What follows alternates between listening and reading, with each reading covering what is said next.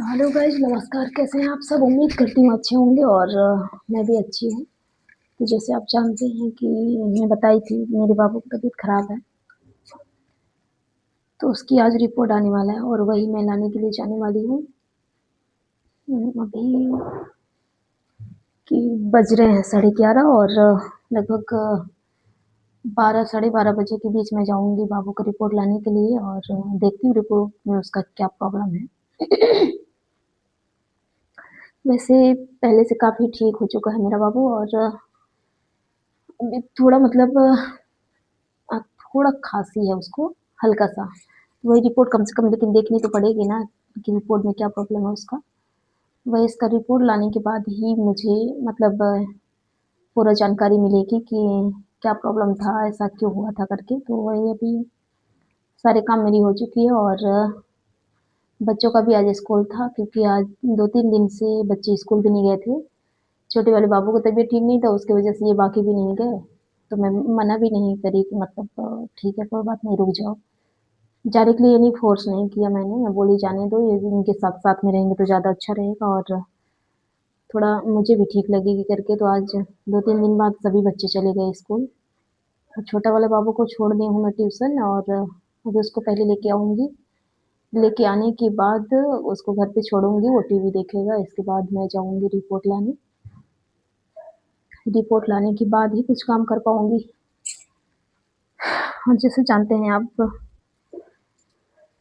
बाबू तो मेरा ठीक हो चुका लेकिन मैं इतनी परेशान रहती हूँ ना, इतनी परेशान रहती हूँ ना कि क्या बोलूँ। और मेरी परेशानी ना, मैं मन कहती है कि कभी सैर करूँ, कभी मन कहती है ना करूँ, कुछ समझ नहीं आता आखिर मैं क्या करूँ। और मेरी परेशानी आप सब जानते होंगे क्योंकि अभी मैं काफ़ी दिनों से थोड़ी अलग ही महसूस कर रही हूँ। मुझे कुछ अच्छा नहीं लगती है। कुछ अच्छा नहीं लगती है कहने का मतलब मेरा साथ में रहते हैं हम दोनों, लेकिन ये होता है ना जैसे पूरे दिन बच्चों के साथ रहना, घर पे सारे काम करना अपना। और जैसे अभी कुछ दिनों से आपको मालूम होगा कि मैं बताई थी महाराष्ट्र में रहती हूँ, वहाँ पर घर मेरा भाड़े का है करके। और अभी भाड़े से मतलब पहले थी, इसके बाद हमने जिस मतलब घर पे रहते थे उसी घर को हमने सोचा कि जाने दो, वही घर डिसाइड कर लिए लेने के लिए, तो वही ले लिए हम लोगों ने।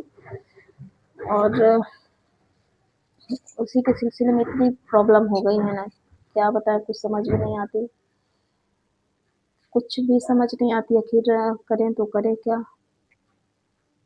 आखिर बच्चों का फीस है, बीच बीच में बच्चों का तबीयत भी खराब हो जाती है और मैं भी ठीक नहीं रहती हूँ। इतना प्रॉब्लम होता है ना, कुछ समझ नहीं आती। घर की किस्त भी है, बच्चों का सब जगह का फीस है और इसके अलावा सबसे बड़ी दिक्कत हो रही है मुझे।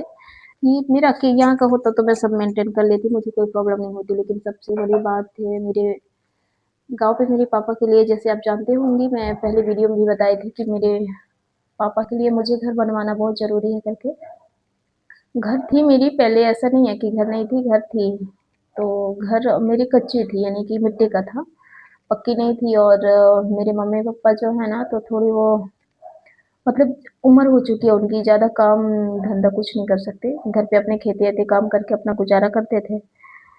तो मैं भी यहाँ रहती थी महाराष्ट्र में और मेरी मतलब मैं इतनी जल्दी घर पे आना-जाना नहीं रहती है मेरी, काफ़ी टाइम हो जाती है, लगभग 2 साल 4 साल के बाद ही मैं जाती थी। तो उसी जैसे मतलब वैसे ही तो पहले का ठीक-ठाक था।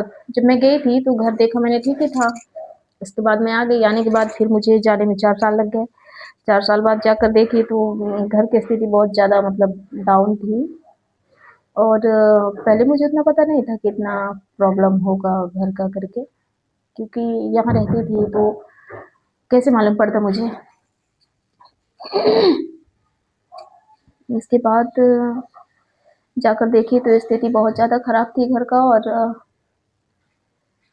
तब तक मैं यहाँ, यानी कि ये जिसमें मैं अभी रह रही हूँ, ये मेरा घर अब लेने के बाद मैं घर गई थी। नहीं तो कुछ पहले अगर मुझे पता हुआ होता तो मैं पहले भी कोशिश करके घर बनवा सकती थी, क्योंकि मुझे पता है सबसे धन दौलत अगर सोचा जाए तो माँ बाप है, लेकिन हर औलादों को समझ में नहीं आती ना ये बात।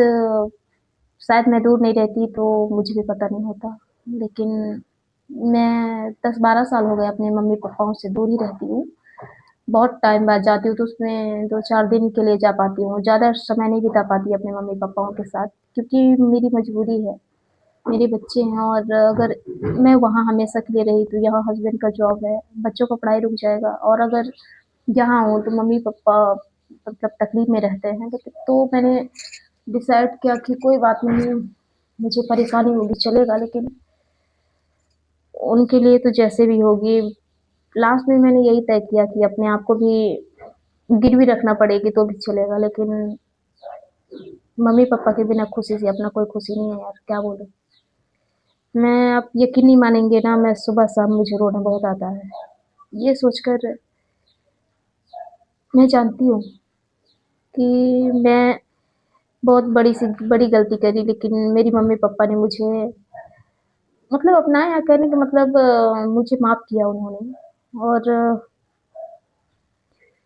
माफ़ किया, सब कुछ किए मेरे लिए और अगर आज मैं उनकी परेशानी में खड़ी नहीं होंगी तो बताओ मेरे से बड़ा बेवकूफ़ कौन होगा? अब इसलिए मैं नहीं चाहती कि मेरे माँ-बाप की ज़िंदगी जितनी भी है, वो एकदम ऐसे ना जाए।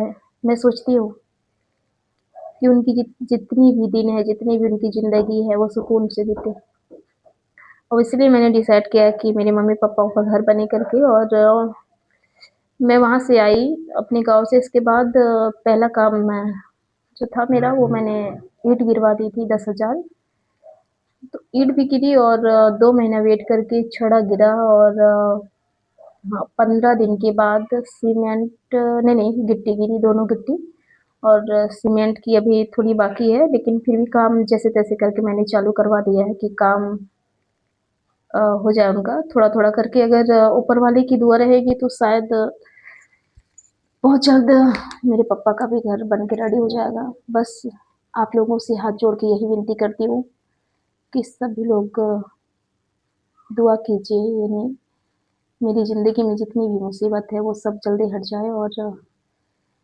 मैं भी अपने माँ-बाप के लिए एक छोटा-सा छत तैयार कर सकूँ। क्योंकि कहते हैं ना, जैसे दवा नहीं दुआ, उसी हिसाब से दुआ में बहुत ताकत होती है। इसलिए मैं चाहती हूँ कि मेरे लिए कम हो जाएगा चलेगा। मेरी ज़िंदगी है अभी, मेरी सहने की क्षमता है। मैं कोई भी तूफ़ान, हवा, टेंट कुछ भी रहेगा वो थोड़ी मैं बर्दाश्त कर सकती हूँ, लेकिन मेरे माँ-बाप नहीं कर सकते। ये बात वही समझ सकते हैं कि जिनके माँ-बाप बुज़ुर्ग हो चुके हैं। माँ-बापों की टेंशन मुझे हमेशा सताती है, वो मुझे पता है ना कि मैं कितनी तकलीफ़ मैं सोचती हूँ कभी-कभी रात हो जाती है, रात सुबह हो जाता है लेकिन मुझे नींद नहीं आती। ये सोचकर कभी हवा, तूफ़ान, बारिश होती है ना, जानते हैं आप सब गाँव में कितनी तकलीफ़ होती है हवा, बारिश जब होता है तो। अब इस हालात में मेरे मम्मी-पापा कैसे रात गुज़ारते होंगे वो मुझे पता है ना। मैं तो आराम से यहाँ सो जाती हूँ अपने बच्चों को लेकर लेकिन मेरी मम्मी-पापाओं को नींद नहीं आता होगा। आधे डर में वो ऐसे ही रह जाते होंगे क्योंकि पता नहीं इतनी ज़ोर-शोर से हवा, बारिश, तूफ़ान होती है तो जानते हैं कि जैसा छोटा घर ऐसी रहती है हल्का कमज़ोर तो हवा, तूफ़ान ऐसे कुछ भी आएगा तो ऐसे ही चला जाएगा ना, इसकी वजह से। और आप मैं वीडियो में कितनी अपनी प्रॉब्लम बताऊँ, कितनी प्रॉब्लम बताऊँ, मुझे समझ नहीं आता। मैं सोचती हूँ कि अगर मैं ज़्यादा अपनी बात बोलूँ भी तो कैसे बोलूँ, कैसे कहूँ? मेरे मन में बहुत ढेर सारे सवाल रहते हैं। मैं खुद भी जानती हूँ ना ऐसा नहीं है, हमारे ज़िंदगी में भी उतार-चढ़ाव बहुत बातें आती है, होती है, लेकिन हर बात मैं शेयर नहीं कर सकती हूँ। कोशिश करती हूँ बहुत बातें छुपाने की लेकिन कभी-कभी ऐसा होता है ना कि जो दिल में बात चुभ जाती है वो बात रुकती नहीं है। या बातों से आँखों से आँसू बनकर बहती है लेकिन बह ही जाती है। दिन भर में जितना कंट्रोल करना चाह लो,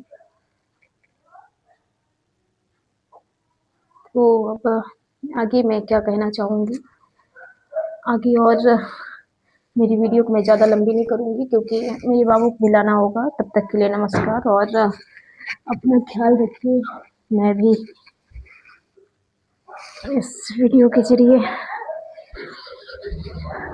बता दे रही हूँ कि जितना भी मेरी प्रॉब्लम है वो मैंने थोड़ा-थोड़ा करके बताया ही है, क्योंकि हिम्मत नहीं होती यार कुछ भी कहने बोलने की। और अभी मैं जा रही हूँ अपने बाबू को लाने के लिए, लाने के बाद जैसा भी आपको बताया कि मैं जाऊँगी हॉस्पिटल करके। लाने के बाद जब फिर वीडियो डालूँगी तो उसमें उसका रिपोर्ट के बारे में बता दूँगी। तब तक के लिए बाय-बाय, अपना ख़्याल रखिए आप।